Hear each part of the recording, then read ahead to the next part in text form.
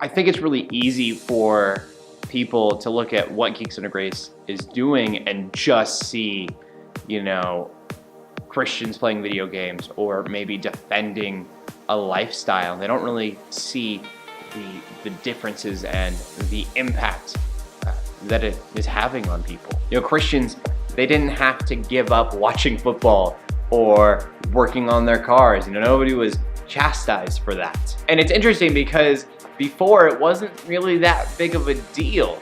You could say that Dungeons and Dragons or video games were of the devil and you weren't losing that many people. And now every 4 out of 5 households has a video game console, and that's just gamers. That's not to mention people who watch movies or TV, read comic books, or, you know, watch anime. And so now the church needs these ministries more than ever before, and they need to understand, you know, the impact that it's actually having on people. I mean, we've had actual video game developers at PAX say, hey, you are opening up a dialogue and we really appreciate it. Or there's a pledge drive where you literally do have just a Christian playing a video game online, and someone comes into that room and says, hey, I've never heard of you guys before, but could you pray for me?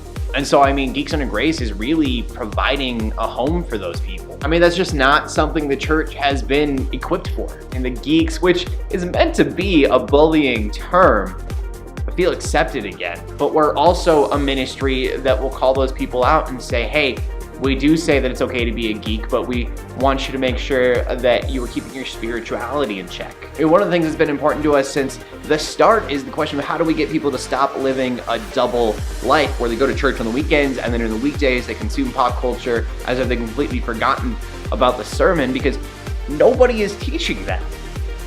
They teach, if you're a Christian, then don't watch those movies, don't play those video games.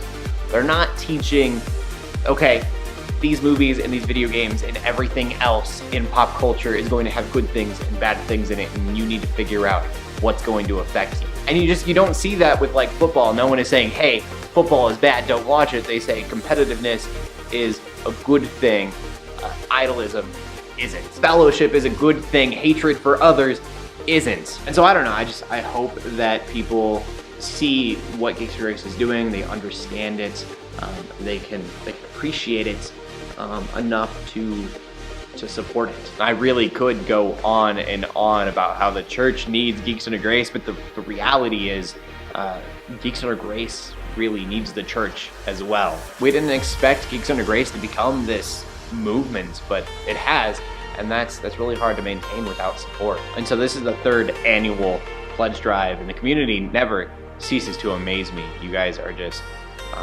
amazing. This community has just been so gracious and giving, and I think that's probably because they're not giving to me or anyone else on staff. They're giving to this movement that they believe in, and I'm incredibly thankful for that. So yeah, I mean, the actual pledge drive starts March 2nd, 5 o'clock Pacific Standard Time, but you can donate right now by going to youcarry.com/2017 pledge drive. So yeah, let's go make a difference. Let's make an impact.